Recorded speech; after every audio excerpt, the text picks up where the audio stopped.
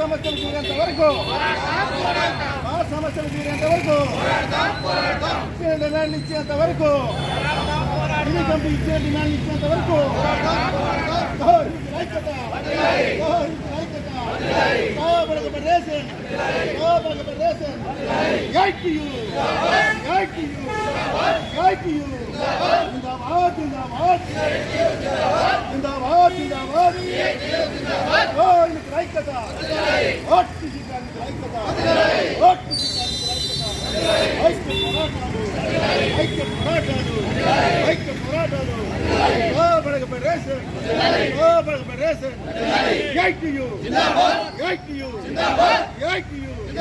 हमारे मांगे नहीं दिएगा, नहीं चलेगा, नहीं चलेगा, नहीं चलेगा, नहीं चलेगा, नहीं चलेगा, हमारे मांगे नहीं दिए तो नहीं चलेगा, नहीं चलेगा, नहीं चलेगा, नहीं चलेगा।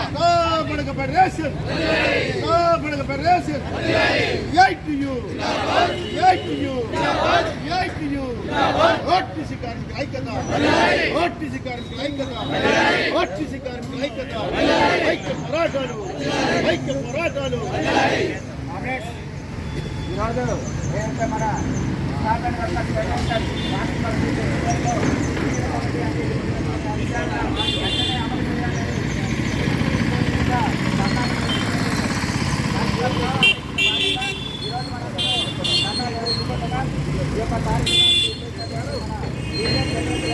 ఒక దండాన్ని ఉద్దేశించి మాట్లాడుతున్నాం।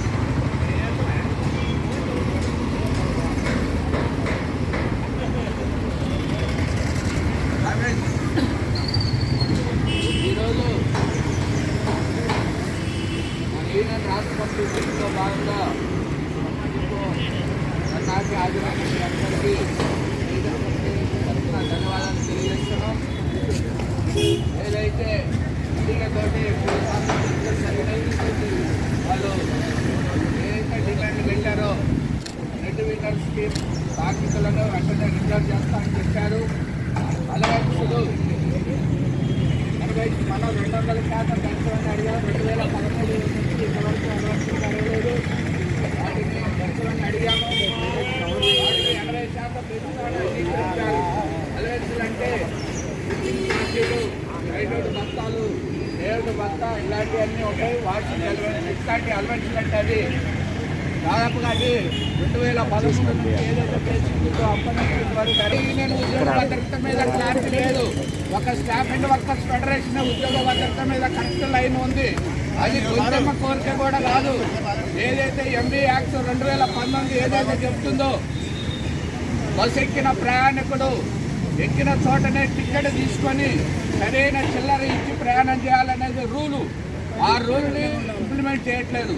రెండోది ఎంబీ యాక్ట్లో 178 ఏం చెప్తుందంటే ఎవరైతే ప్రయాణికులు టికెట్ తీసుకోవట్లేదో అతనికి 500 రూపాయలు జరిమానా వేయాలి తప్ప, ఖచ్చితంగా 500 రూపాయలు జరిమానా వేయాలి। కానీ వాళ్ళు అట్లా చేయట్లేదు, 50 రూపాయలు 100 రూపాయలు వేసి కండక్టర్ని డ్రైవర్ని ఇన్వాల్వ్ చేస్తున్నారు।